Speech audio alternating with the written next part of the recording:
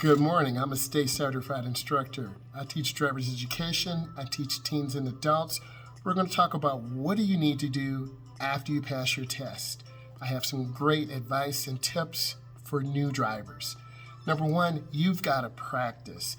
Once you've passed this test, it can be very stressful, but you need to start working on your fundamentals. Driving in neighborhoods, driving in bigger subdivisions, driving in small downtown areas. Then as you get more consistent, then you can get out on the road. Number two, take someone with you. We all need a friend. Friends can offer support, constructive criticism, and you'll have a blast because friends are honest. So once you get comfortable, take someone with you who's going to give you confidence, positive vibes, and they're going to really shine. Consider taking further courses. Pretty soon, I'll be developing some courses to help you prepare for your DMV test, to help you in car. So when you take courses, you are improving your likelihood of being a really safe driver over a long period of time. It takes up to 10 years to truly learn how to become a good driver. And with good practice and experience, you will definitely grow. So take a course. Driving skills. Learn to parallel park. Learn to merge on Expressway. Learn to reverse parallel park. It takes work, and your work is just starting. You've been through a segment 1 with me, a segment 2. You have your road test, but now the growth continues. Be a lifelong driver. Drive for life. Work on those skill sets, and then you will be surprised. Let's talk about hand positioning. 9 and 3, 10 and 2, 4 and 6. You don't want to make the steering wheel too small.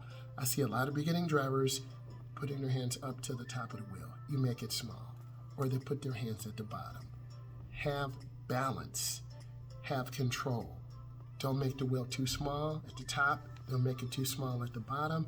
Have your hands 9 and 3 or 10 and 2. Go ahead, put those hands up. 9 and 3, 10 and 2, 4 and 6. You don't want to palm the wheel either because you can lose control. And no underhand throwing of the steering wheel. You will definitely lose control. Adjust your mirrors and seat before you start. I'm a state certified instructor. When you get into the car, you want to frame the rear window in the mirror, so you want to look up and see. And your side mirrors. Adjust your side mirrors so you can simply look, just like I'm looking. So you can see in the middle, to the left, and to the right. Frame that rear window in your mirror, and that will definitely help you and make you feel more comfortable. Always use your indicator light. That's your blinker. Up is for a right, flip it up. Down is for a left. A lot of times we're nervous, we forget, we get overwhelmed. Take your time. Take a breath back. When you get into your vehicle, get comfortable. Know where all your controls are. Remember, up is for a right, down is for a left. You'll hear the sound of the blinker also. And when you make a lane change, you do have to cancel the blinker. If you're making a complete right or left turn, the blinker will go off after you turn the steering wheel out, hand over hand.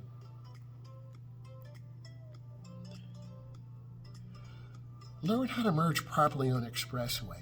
In level 1, where I teach students, we go on 4 to 6 times. But you need practice. You need to practice in the morning when there's not a lot of traffic. You need to practice during rush hour when there's a lot of traffic. You need to pick a spot and accelerate through that gap. Get up to speed quickly. Don't hesitate because we don't want to be cut off by a big truck.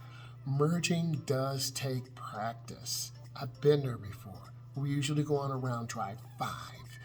Every state or province has different requirements for driving. Practice parking. Practice reverse parallel parking. You want to line your vehicle up. You want to reverse back. Turn that wheel hand over hand to the right. Get that rear of the car in. And then turn your wheels back the other way. Your car should be about 12 inches or less. I wear size 14. I open the door. I drop my foot out. I take a look. Practice those fundamentals. Practice three-point turnarounds. Practice reverse garage parking. Learn those fundamentals so you can back in your driveway and then you can pull out in the morning. Don't speed. Be consistent. Learn proper fundamentals about speed control. I call it good speed, have a lot of space, and a smile. Good speed, good space, and a smile. That is so important that you have balance. Don't overspeed. Learn it correctly from the early years of your driving career, and then you will be consistent throughout your driving career. You will have less tickets, better insurance, and you'll arrive safely to your destination.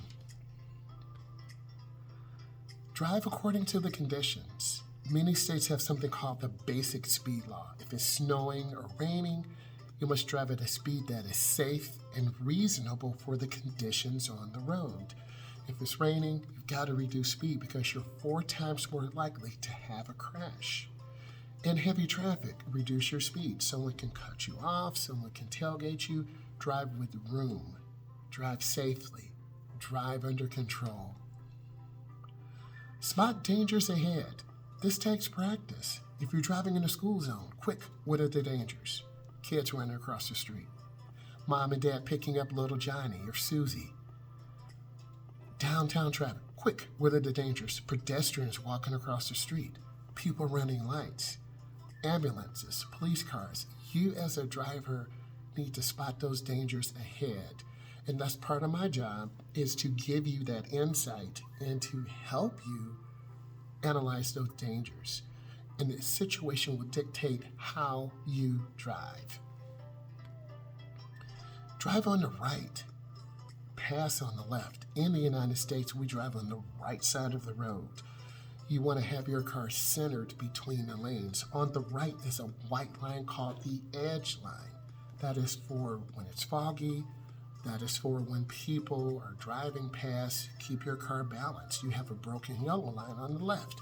Have your car balanced. And beginning drivers tend to drift toward the right. Driving attitude, so important. You don't want to develop aggressive driving habits or road rage. You want to learn to drive in balance. Have some chilled music on. Be peaceful. Don't rush. Fill up your car at night with gasoline. Don't drive when you're upset or hungry. Have a positive driving attitude and you will have years of success. Trust me, I've been here before.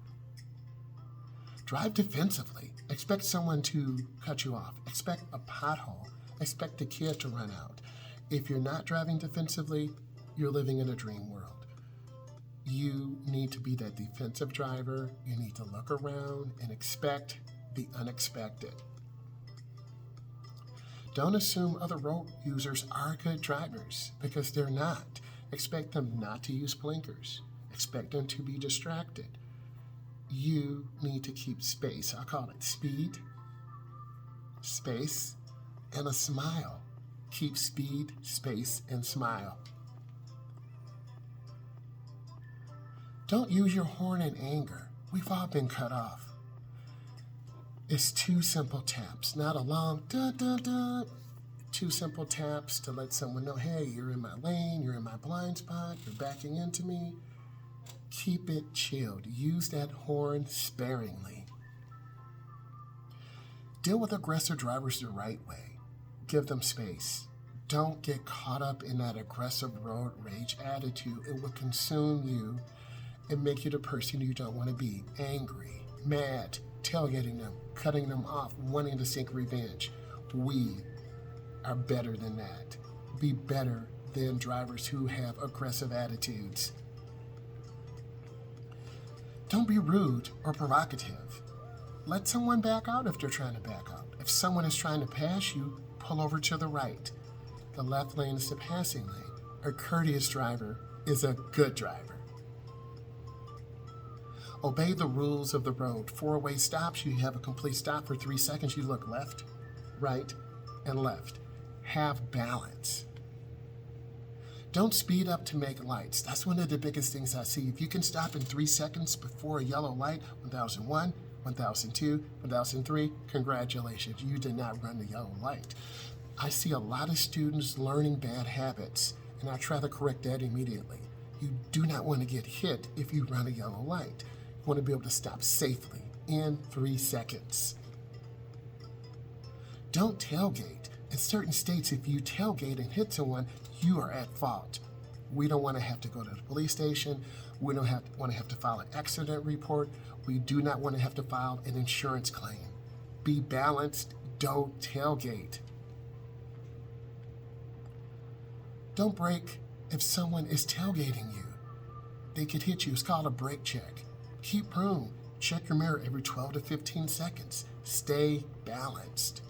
Distractions. Cut them down to a minimum. Cut that radio down so it's background music. Put your phone on vibrate. Stay focused on the driving process. If you're hungry, pull over and eat, or go in and eat. Enjoy your day, because if you eat, you're going to get stuff on your nice clothes. You will not really be comfortable, and you could burn yourself. Coffee's very hot. Never text and drive. That will keep your eyes on the text and not on the road. Don't use your phone at all. Just put it up, build good habits, have peace. They can call you later. Don't play with the stereo. Have your music set before you get in the car. Have it chilled. Have it comfortable, so you're all set to go and learn. Don't play the music too loud, because that's going to distract you and take you off of meaningful engagements on the road in the driving environment. The light changing, people pulling in front of you, people not paying attention. Don't mess with maps, either a paper map or a map on your phone or in your car. Know where you need to go, have your route planned, and then you can focus on the road. In general, have good driving tips. Have good driving habits. If this brought you value today, subscribe to my channel. I'm a state certified instructor. I teach teens and adults, and hopefully this was helpful to you. I want to say thank you. Bye-bye.